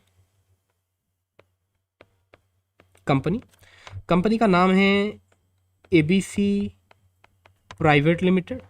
ठीक है, ये कंपनी का इनकॉर्पोरेशन हुआ 1 अगस्त 2025। ये डेट क्या है? Date of incorporation. इनकॉर्पोरेशन आप लोग को मालूम होगा, कंपनी का इनकॉर्पोरेशन, एप्लीकेशन फाइल करना रहता है आरओसी के पास, सर्टिफिकेट ऑफ इनकॉर्पोरेशन मिलता है, सो इनकॉर्पोरेशन होता है। ओके, ठीक है। This is your date of incorporation. इस डेट को कंपनी का इनकॉर्पोरेशन हुआ है। प्रीवियस ईयर का डेफिनेशन हमने क्या पढ़ा? पीरियड जिसमें एक पर्सन इनकम कमा रहा है। बराबर, ओके। अब अगर मैं इस कंपनी का प्रीवियस ईयर लिखता हूं 1 अप्रैल 2025 से लेके 31 मार्च 2026, तो इसमें एक दिक्कत है भाई। 1 अप्रैल 2025 से लेके 31 जुलाई 2025 तक तुम्हारा कंपनी पैदा ही नहीं हुआ था। अब जब तक कंपनी पैदा ही नहीं हुआ था तो फिर वो क्या ही इनकम अर्न करेगा भाई? बराबर, बराबर। So in this case your previous year will be जिस दिन कंपनी स्टार्ट हुआ, जिस दिन बिजनेस स्टार्ट हुआ, दैट इज योर 1 अगस्त 2025 से लेके 31 मार्च 2026। This will be your previous year, not this one. ये नहीं, ये नहीं, ये बनेगा। बस ये एक exception. It means during the previous year, जो अपना प्रीवियस ईयर वाला पीरियड है ना, अगर ड्यूरिंग दैट पीरियड अगर आप बिजनेस स्टार्ट कर रहे हो, इन दैट केस प्रीवियस ईयर का डेफिनेशन में चेंज होगा। जिस दिन आपका बिजनेस स्टार्ट हुआ उस डेट से लेके till the end of that previous year. Okay, ठीक है, चलो। अब लास्ट क्वेश्चन क्या रह गया था अपना? Applicable tax rate. Applicable tax rate पढ़ने से पहले एक बार ये दोनों को बुक से रीड कर लेते हैं। अब ये रहा, मैंने आपको जो बताया था दैट टोटल इनकम को हम 5 पार्ट्स में डिवाइड करते हैं। व्हाइल कैलकुलेटिंग टोटल इनकम हम 5 टाइप ऑफ इनकम्स को कंसीडर करते हैं। वो ये रहा, ये 5 टाइप ऑफ इनकम से। देखो एज इट इज मैंने तो यही लिखा है, बस एक बार देख लो आप लोग। Salary, income from other sources, PGBP, capital gain and income from other sources. Okay, अच्छा, ये जो 5 पार्ट्स मैंने बोला ना, इन पार्ट्स को हम बोलते हैं हेड। इसको बोला जाता है हेड ऑफ इनकम। ओके, इनको बोला जाता है इनकम टैक्स में head of income. Salary head, income from house property head, PGBP head, capital gain head and income from other sources head.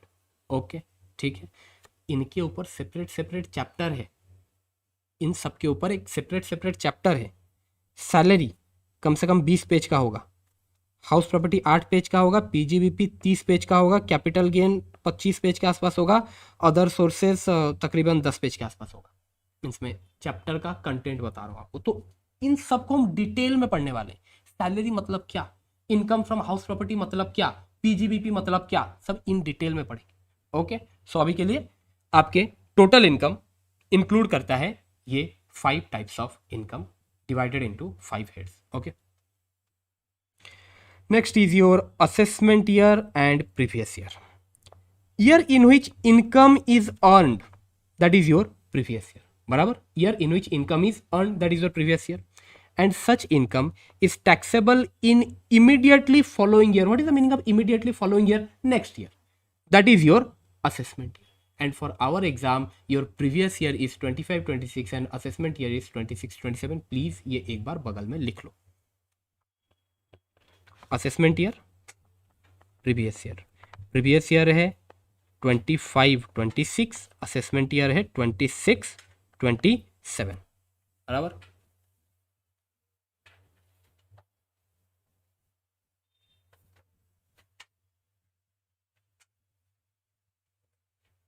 अरे भाई तेरे पास तो नोट्स नहीं है क्या? आप लोगों के पास भी नहीं? अरे इधर रखा हुआ है यार. चलो ये लो.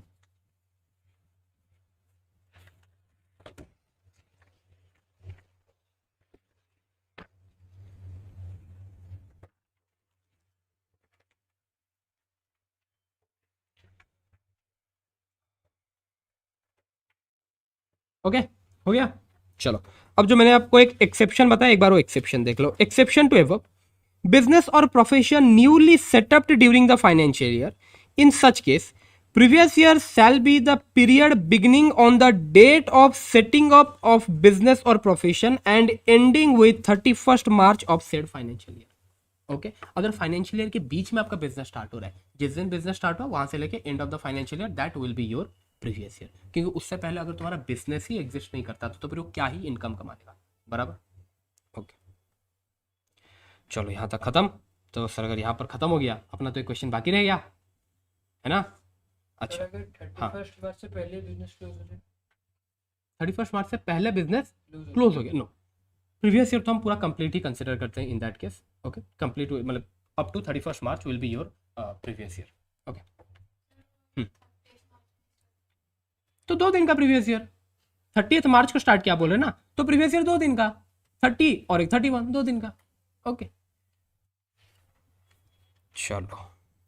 अच्छा ये वाले जो पार्ट्स रहेगा ना ये अपने करेंगे चैप्टर के लेटर स्टेज में करेंगे, इसी चैप्टर में करेंगे, बट आफ्टर आई थिंक और 1-2 लेक्चर्स के बाद करेंगे. ठीक है तो ये वाला एक पार्ट रह गया, ये एसएससी असेसमेंट एक पार्ट रहेगा, ये अपने करेंगे लेटर स्टेज में. चलो अभी के लिए सर अपने 3 क्वेश्चंस हो चुके हैं, लास्ट क्वेश्चन बाकी है. What is that last question? Applicable tax rate. क्या आपके मन में ये जानने का एक्साइटमेंट है? हाँ, क्योंकि मेरे मन में था जब मैं ऐसा इंटर पढ़ रहा था, मेरे को बड़ा इच्छा था जाने क्या कितना टैक्स देते होंगे अमीर लोग, एक बार देखते हैं. ठीक चलो देखते हैं भाई क्या है एप्लीकेबल टैक्स रेट. अच्छा ये जो एप्लीकेबल टैक्स रेट है ना वो पेज नंबर 6 में, पेज नंबर 6 मैंने आपको दिया नहीं है, नेक्स्ट क्लास में वो मिल जाएगा आपको. ठीक है अभी के लिए देख लेते हैं ना, इधर से बस देख लेते हैं. ठीक है रीड कर लेंगे नेक्स्ट क्लास में.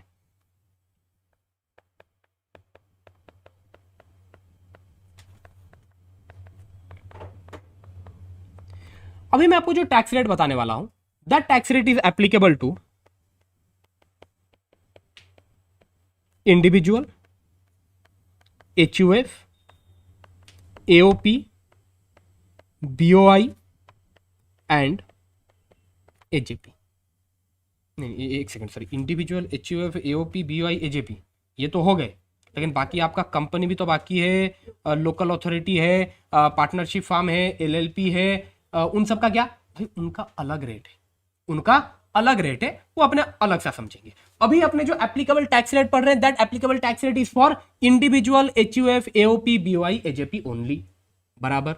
Okay and this is most important for your exam, क्योंकि एग्जाम में क्वेश्चन आपको इंडिविजुअल का टैक्स कैलकुलेशन का ही आने वाला है.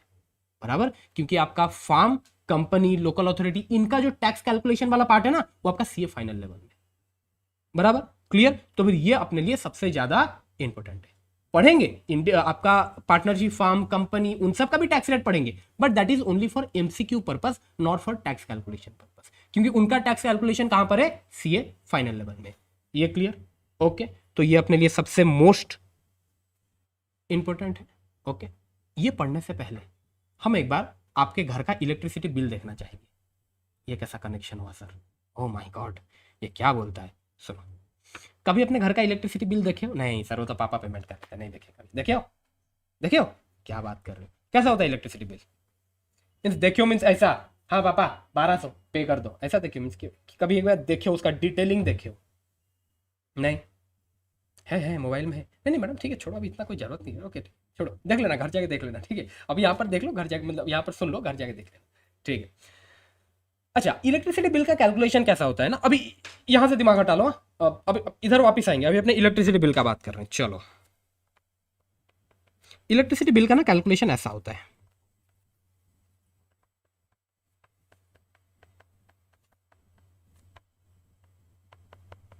इलेक्ट्रिसिटी बिल इसमें ऐसा रहेगा, यूनिट कंज्यूम्ड, लेट सपोज मेरा यूनिट कंज्यूम्ड है 250 यूनिट। अच्छा आपको मालूम है ना इलेक्ट्रिसिटी का जो मेजरमेंट रहता है वो यूनिट वाइज रहता है ना, ठीक है जो भी रहता है लेकिन यूनिट वाइज रहता है ना, ओके। लेट सपोज मेरा जो कंजप्शन है वो है 250 यूनिट, ओके। अब बिल कैसे बनता है, इनका ना हिसाब कुछ ऐसा चलता है, 0 to 50 यूनिट्स फ्री है, this are not actual rate, ये मैं एक अपने एग्जाम्पल पर्पस के लिए रेट ले रहा हूं, क्योंकि एक्चुअल रेट मेरे को भी मालूम नहीं है। नहीं बेटा मेरे को ही मालूम है, तेरे को क्या लगता है मैं सबका इलेक्ट्रिसिटी का बिल काटता हूँ? भाई नहीं मालूम है मेरे को, ओके ठीक है ओके। तो इट्स एग्जाम्पल ओनली, ठीक है। ये फिर ये मेरे को फिर कॉल मत करना कि सर आप तो गलत रेट बताए, भाई इसका रेट नहीं मालूम है मेरे को, ठीक है। मैं इनकम टैक्स पढ़ाता हूँ, मेरे को इनकम टैक्स का रेट मालूम है, ओके ठीक है। ये एग्जाम्पल पर्पस के लिए, okay. So 0 to 50 units free रहता है, ओके। 51 से लेके 100 यूनिट्स तक पर यूनिट ना हम आपसे 2 रुपया लेंगे, पर यूनिट कितना लेंगे? 2 रुपया, ठीक है। 101 से लेके 200 यूनिट तक हम पर यूनिट आपसे 5 रुपया लेने वाले, ठीक है। एवव 200 यूनिट्स हम आपसे 10 रुपया लेने वाले, ओके। ये रेट है, ओके। तो अगर ये रेट है, मुझे बताओ मेरा यूनिट कंजप्शन 250 यूनिट है, मेरे को कितना पेमेंट करना पड़ेगा? मेरे को कितना पेमेंट करना पड़ेगा? अरे वो कुछ तो बोलते हैं ना, क्या? कैलकुलेटर। बेटा कैलकुलेटर यूज करो, एग्जाम में कैलकुलेटर यूज कर सकते हो, इतना टेंशन मत लो, ओके। चलो ठीक है अपने कैलकुलेशन कर लेते हैं। इधर देखो, इधर देखो, मेरा टोटल कंजप्शन कितना है? 250 units, okay. Up to 50 units मेरे को क्या पे करना है? 0, okay. 51 to 100 units per unit मुझे कितना पे करना है? 2 रुपया पे करना है। ये कितने यूनिट्स हैं? 50 यूनिट्स। 51 से लेके 100, 50 यूनिट्स। 50 यूनिट्स का मेरे को 2 रुपया पर यूनिट पे करना है। कितना आएगा ये? 101 यूनिट से लेके 200 यूनिट। इसके लिए मुझे पर यूनिट कितना पे करना है? 5 रुपया पे करना है। टोटल कितने यूनिट से? ये 100 यूनिट से। 100 यूनिट्स इंटू 5 कितना हुआ? 500। 201 से लेके 250, क्योंकि मेरा टोटल कंजप्शन 250 है। तो ये कितने यूनिट्स हो रहे हैं भाई? ये हो रहे हैं 50 यूनिट्स, ओके। तो 50 यूनिट्स इंटू 10 कितना आ रहा है? ये 500। टोटल कितना है भाई? इतना इलेक्ट्रिसिटी बिल मेरे को पे करना पड़ेगा। समझ में आया? यहाँ तक क्लियर? ओके। लेकिन सर हम तो इनकम टैक्स पढ़ने आए थे, आप तो हमें मीटर रीडिंग सिखा रहे हो। नहीं नहीं नहीं नहीं, सुनो, इसको बोला जाता है slab rate. This type of rates are called slab rate, क्योंकि जैसे ही आपका स्लैब चेंज हो रहा है, स्लैब के हिसाब से रेट भी चेंज हो रहा है। स्लैब मीन्स मैं इनको स्लैब बोल रहा हूँ। This is one slab, this is one slab. ये एक स्लैब है, ये एक स्लैब है। स्लैब चेंज हो रहा है, रेट चेंज हो रहा है, ओके ठीक है। रिसेंटली मैं अपने घर गया था, मेरा घर झारसुगुड़ा है, भुवनेश्वर में तो मैं रहता हूँ काम के लिए। तो मैं घर गया था, अपना घर का इलेक्ट्रिसिटी बिल आया, तो मेरी मम्मी मेरे को बोली तेरे को समझ नहीं आएगा, इनका ऐसा ऐसा हिसाब होता है, वो टुकड़ों में हिसाब होता है, तेरे को समझ नहीं आएगा। मैं देखा स्लैब रेट है ये। स्लैब रेट पढ़ाते पढ़ाते आधा बाल झड़ गया, तुम मेरे को बता रहे हो मेरे को स्लैब रेट समझ नहीं आएगा। ओके, तो वहां से मेरे को पता चला यार इलेक्ट्रिसिटी बिल में स्लैब रेट लगता है। बाकी मेरे को मालूम नहीं था, मैं भी कभी देखा नहीं था इलेक्ट्रिसिटी बिल, 2 महीना पहले ही देखा हूं मैं। ओके चलो यहां तक clear. This similar slab rate, this type of similar slab rate is also applicable in income tax. मैं ये जो इनकम टैक्स का आपको टैक्स रेट बताने वाला हूं ना, it is also a slab rate. Clear? Okay अब देखो ये किसी काम का नहीं है तो इसको अपने मिटा देते हैं, ये तो बस एक अंडरस्टैंडिंग पर्पस के लिए था।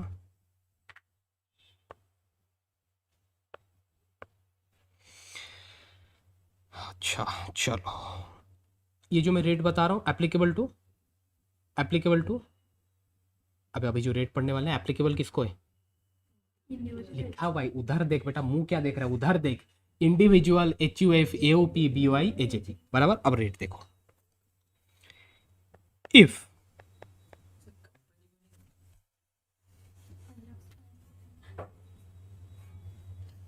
तेरा बैटरी खत्म हो गया था क्या बीच में?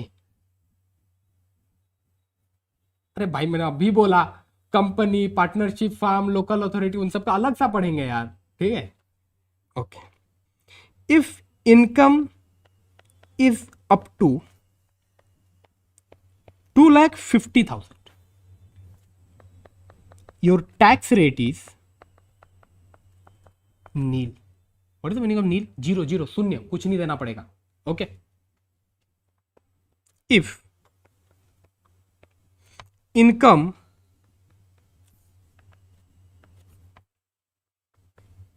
exceeds 2,50,000 but up to 5 lakhs, in that case your tax rate is 5%. Okay, if income exceeds 5 lakhs but up to 10 lakhs, आपका जो टैक्स रेट है दैट इज 20%। ये मेरे को बड़ा दुखता है, सडनली बढ़ा देते हैं, पूरा 20% कर देते हैं। If income exceeds 10 lakhs, in that case your tax rate will be 30%. This is your slab rate. This is your tax rate applicable to individual, HUF, AOP, BOI, AGP. Clear? And for our exam, भाई यही relevant है, means to solve the practical questions. नहीं नहीं नहीं बेटा, नहीं बेटा, जितना पढ़ा रहा हूं उतना, उसका स्कीम अलग है, उसका स्कीम अलग है, वो देखेंगे। ओके, अभी मैं जो बोल रहा हूं, अभी ये लोग पूछे इसलिए मैं बोल रहा हूं, डिस्क्लेमर, अभी जो मैं बोल रहा हूं सुन के भूल जाने का, अभी जो मैं बोल रहा हूं सुन के भूल जाने का। दोबारा रिपीट करता हूं, सुन। 2 टैक्स रेट होते हैं, एक होता है ओल्ड रिजीम, एक होता है न्यू रिजीम। मैं तुम्हें पढ़ा रहा हूं ओल्ड रिजीम, तुमने जो बोला that is new regime. Up to 12 lakhs जो टैक्स एग्जेम्प्ट रहता है, कैसे एग्जेम्प्ट रहता है, क्या रहता है, that is a different thing. बस मैं इतना बता सकता हूं that is new regime. Okay, new regime का अपना एक सेपरेट चैप्टर है हमारे नोट्स में, मैं आपको दिखा दूं। न्यू रिजीम अपना एक सेपरेट चैप्टर है, यहां पर देखो, new regime 11, new regime, it is A separate chapter, और मैं इसको आपको बहुत लास्ट में पढ़ाने वाला हूं। देख रहे हो, ये मैं आपको ये पूरा एंड में पढ़ाने वाला हूं, ठीक है। तो अभी न्यू रिजीम में दिमाग नहीं लगाना, अभी आपको सिर्फ ओल्ड रिजीम में ही दिमाग लगाना है जो मैं आपको पढ़ा रहा हूं। ओके, और अभी मैं लास्ट 2 मिनट में जो भी बोला समझ में, अच्छी बात है, समझ नहीं आया तो भूल जाओ। ओके, ठीक है, वापिस आ जाते हैं भाई।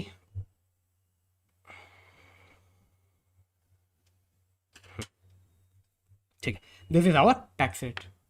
Clear, simple. ओके, अब एक क्वेश्चन सॉल्व कर लें तो मजा आ जाएगा, ठीक है। चलो, अगर मेरा इनकम, अच्छा एक सेकंड रुको ना, एक बार क्वेश्चन सॉल्व करने से पहले मैं इसको थोड़ा सा ऐसे भी आपको लिखाना चाहता हूँ। अच्छा, ये तो मैंने जो इतना लंबा करके लिखा, इसको मैं शॉर्टकट में ऐसा लिख सकता हूँ क्या? 0 to 2,50,000 टैक्स कितना? तो बेटा नेक्स्ट क्लास में बैटरी रिचार्ज करके आना, ठीक है। ओके, अगर इनकम एक्सीड करता है 2,50,000 but it is up to 5 lakhs, tax rate कितना होने वाला है? 5%, बराबर। इनकम अगर एक्सीड करता है 5 lakhs but it is up to 10 lakhs, tax rate कितना होने वाला है? अब अगर आपका इनकम एक्सीड करता है 10 lakhs, exceeds 10 lakhs, in that case your tax rate will be, short में इसको हमने ऐसे भी लिख सकते हैं। ओके ठीक है, मीन्स उधर मैंने जो लिखा है पूरा एकदम लाइन वाइज लिखा है, इधर अपने शॉर्टकट में मीन्स याद रखने के लिए अपना ऐसे भी याद रख सकते हैं। ठीक है, ओके करेक्ट, आगे बढ़े। चलो, ये बार बार ऑन ऑफ क्यों हो रहा है आज? चलो, तो अब बस अपना एक लास्ट काम है, एक एग्जांपल लेते हैं, उसका टैक्स कैलकुलेट करते हैं बाय यूजिंग दिस लाइव, और आज का छुट्टी। ठीक है, ओके चलो, एकदम खुशी, सबसे ज्यादा खुशी आपको हुई मैडम। एक काम करना, अगर आपको मीन्स नेक पेन है देन आप थोड़ा पीछे बैठना, आई थिंक बेटर रहेगा आपके लिए, क्योंकि आगे ऐसे आपको ऊपर देखना पड़ता है, तो देख लेना आगे पीछे बैठने से आई थिंक बेहतर रहेगा। ओके चलो, एक अपना इंडिविजुअल है मिस्टर ए करके, ठीक है। अच्छा हाँ, ये तो मैं बताना ही भूल गया, पूरे इनकम टैक्स एक्ट में सबसे इंपॉर्टेंट अगर कोई है आपके लिए वो है मिस्टर ए, क्योंकि सारे एग्जांपल में मिस्टर ए ही आएगा। ठीक है, ओके। अब मिस्टर ए का मैं आपको इनकम देता हूं। मिस्टर ए का जो इनकम है ना, दैट इज चलो अपने लेके चलते हैं 8 लाख। ठीक है, अब आपको इसका टैक्स कैलकुलेट करके मुझे बताना है। ठीक है मैडम, कैलकुलेटर किधर नहीं लाए, प्लीज जल्दी कैलकुलेटर ले आना। नेक्स्ट क्लास से सबका कैलकुलेटर होना चाहिए। ठीक है, थ्योरेटिकल पार्ट खत्म हुआ भाई, अब प्रैक्टिकल है। चलो, सबसे पहले तो भाई 0 to 2,50,000, 0 to 2,50,000 भाई कितना टैक्स देगा वो? कुछ नहीं देगा, 0। 2,50,000 से लेके 5 लाख तक कितना? 5%। किसका 5% निकालो भाई, किसका 5% निकालो? 2,50,000 से लेके 5 लाख तक कितना अमाउंट रहता है वो? 2,50,000। अरे 2,50,000 से लेके 5 लाख तक, 2,50,000 ना, 2,50,000 का 5% कितना? 12,500। राजा आराम से, चील कूल, आएंगे। 12,500 बराबर। ओके नेक्स्ट, 5 लाख से लेके 10 लाख, 5 लाख से लेके 10 लाख। अरे इनकम ही उसका 8 लाख तक है, 10 लाख तक कहां जा रहे हो? 8 लाख कितना अमाउंट होता है ये? 3 लाख होता है। 3 लाख का कितना परसेंट निकालना है? 20%। कितना आएगा 3 लाख का 20%? टोटल कितना हुआ भाई? समाप्त। इतना ही तो है, खत्म। पता है मेरे और मेरे दोस्त को जब अपने इंटर पढ़ रहे थे ना, अपने सर अपने को ये पढ़ाए, तो मेरा दोस्त मेरे को बोलता है अबे इनकम टैक्स में इतना है भाई, सीख तो गए, इसमें क्या करना है? फिर जब हमने पूरा पढ़ा, क्लास खत्म हुआ, मैं उससे पूछा सीख गया था तू? तो हमें लगा था यार कि शायद इतना ही है, बस हमें लगा यार सिंपल मैथमेटिक्स ही तो है, ये तो कर ही लेंगे यार अपने। ओके, तो यहाँ तक क्लियर? ओके चलो, आज यहाँ तक क्लोज करते हैं, बाकी अपने नेक्स्ट क्लास में देखेंगे। नहीं समझ आया? कौन सा पार्ट भाई?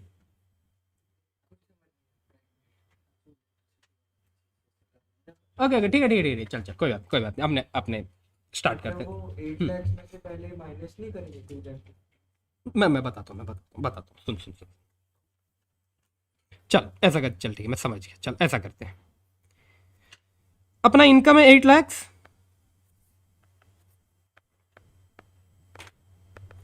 इनकम है 8 लाख बराबर।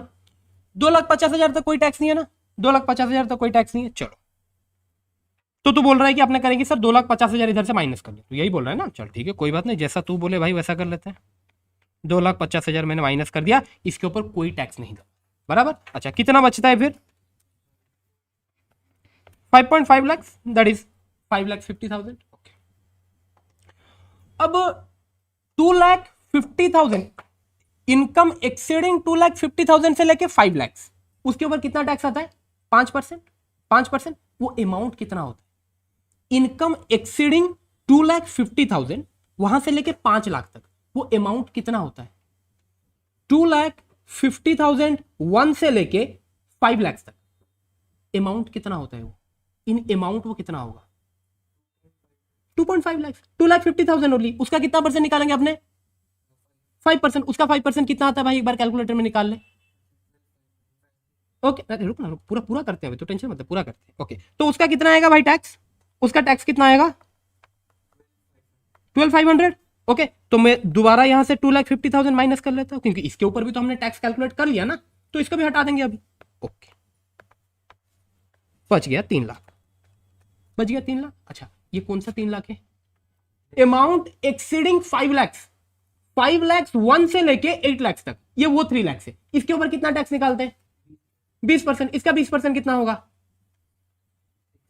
60,000। ये कितना आ गया? 72,500।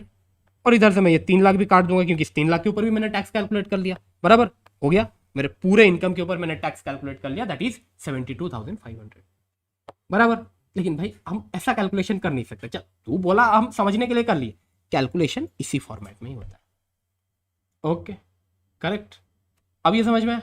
कोई दिक्कत नहीं है? कंफर्म? चलो